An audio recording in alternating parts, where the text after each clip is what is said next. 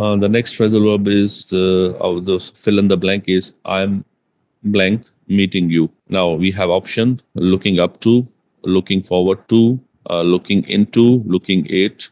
Looking at का मतलब होता है किसी चीज को वॉच करना, और लुकिंग इनटू जैसा कि मैंने आपको पहले बताया था किसी मैटर को इन्वेस्टिगेट करना, किसी मामले को, मतलब किसी उलझन को, किसी एम्बिग्यूटी को या किसी प्रॉब्लम को सॉल्व करना या तफ्तीश करना कि हुआ क्या है, तो उसके लिए लुकिंग इनटू इस्तेमाल होगा. Looking up to, I looking up to is my elder brother, या कुछ भी कहें तो लुकिंग अप टू का मतलब होता है किसी चीज को सुपीरियर समझना, किसी चीज को इज्जत देना, रिगार्ड देना, तो ये होता है लुकिंग अप टू.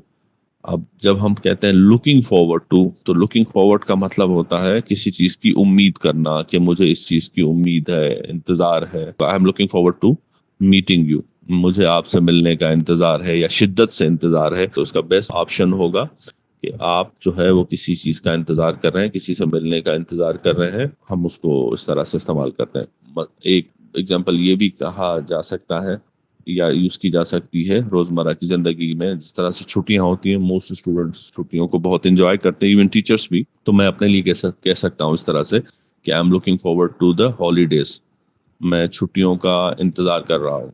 ठीक है, तो ये इस तरह से इस्तेमाल होगा. मतलब लुकिंग फॉरवर्ड टू किसी चीज की उम्मीद करना, इंतजार करना, शिद्दत से भी इंतजार करना हो सकता है. Next fill in the blank is I blank my father. Now we have four options: look up to, look up, look over, look to. अब नीचे से चलते हैं. लुक टू योर मैनर्स, जैसा मैंने आपको पहले बताया, तो ये इस ज़मरे में आएगा हिदायत के और निशानदही के. And other option is look over, किसी चीज लुक ओवर हम तब इस्तेमाल करते हैं जब हम किसी चीज को बगौर एग्जामाइन करें. Look over the paper, look over the book, या किसी चीज को एग्जामाइन करना, डिटेल में बगौर जायजा लेना, तो हम उसके लिए लुक ओवर इस्तेमाल करते हैं. अगर हम किसी के कोई सरसरी सा किसी चीज का जायजा ले रहे होते हैं तो हम इस्तेमाल करते हैं look through, look over. So have you gone through look over और लुक थ्रू, तो ये इस तरह की दो, सरसरी और गहरा या जामे. लुक अप आपने पिछले उसमें स्लाइड्स में समझ लिया था, मतलब किसी चीज को सर्च करना, ढूंढना नए सिर से. तो अब हमारे पास ऑप्शन रहता है लुक अप टू, तो लुक अप ही इसका राइट ऑप्शन है. आंसर है look up to. I look up to my father, I look up to my teacher, I look up to my elder brother. मैं अपने बाबा का, अबू का, पापा का बहुत एहतराम करता हूँ. मैं अपने टीचर का बहुत एहतराम करता हूँ. मैं अपने बड़े भाई का बहुत एहतराम करता हूँ. तो जहाँ पे भी आपको एहतराम का लफ्ज इस्तेमाल करना हो तो आप वहां पर ये phrasal verb look up to इस्तेमाल कर सकते हैं. इसी का अपोजिट एक और है, हम उसको सीखते हैं. हाँ, तो जैसे मैं आपको कह रहा था कि लुक अप टू का अपोजिट जो होगा लुक डाउन अपॉन होगा.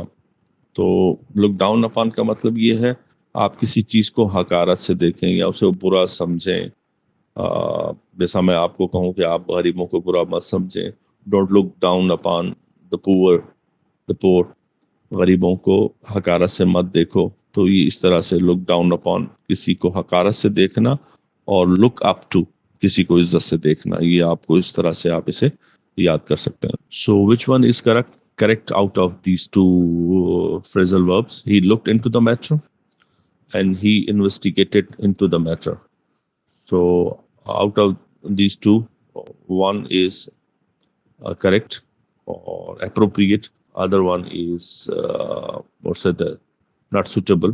तो इन दोनों में से एक सही है. एक को जो है वो हम इंग्लिश में एक वर्ड इस्तेमाल होता है रिडंडेंसी. रिडंडेंसी से मुराद ये है कि किसी चीज का बेजा इस्तेमाल करना, मतलब रिपीटेडली यूज करना, उसकी जरूरत नहीं होती है. जैसे मैं उर्दू में एक सेंटेंस कहूँ कि मैं आ रहा हूँ, आ रहा हूँ, आ रहा हूँ, तो अब मैं अगर एक बार ही कहूँ कि मैं आ रहा हूँ को एक बार इस्तेमाल करूँ तो काफी है. या इस तरह से कहें ही इज कमिंग, तो भाई ही इज कमिंग सिंपली, तो ये इज जो है वो बार बार यूज हो गया तो इसकी जरूरत नहीं है, तो ये जुमले को, इसकी खूबसूरती को खराब कर देगा. तो राइट ऑप्शन होगा look into the matter, क्योंकि इसका मतलब यही होगा कि वो इन्वेस्टिगेट कर रहा है, इन्वेस्टिगेशन कर चुका है. He investigated into the matter, मतलब या आप इन्वेस्टिगेटेड यूज करें या इनटू द मैटर करें या लुक्ड इनटू द मैटर करें।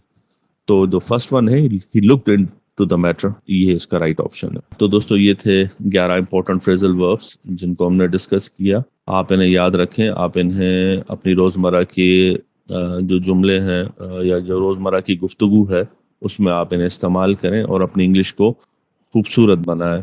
बेहतर तो बनेगी लेकिन खूबसूरत भी बनेगी। और इसके अलावा अगर आपको ये वीडियो पसंद आए तो इसको लाइक, शेयर और सब्सक्राइब जरूर कीजिएगा। यही वो सपोर्ट है जो आप हमारी कर सकते हैं। And this brings me end to the lecture. See you in the next lesson. अल्लाह हाफिज।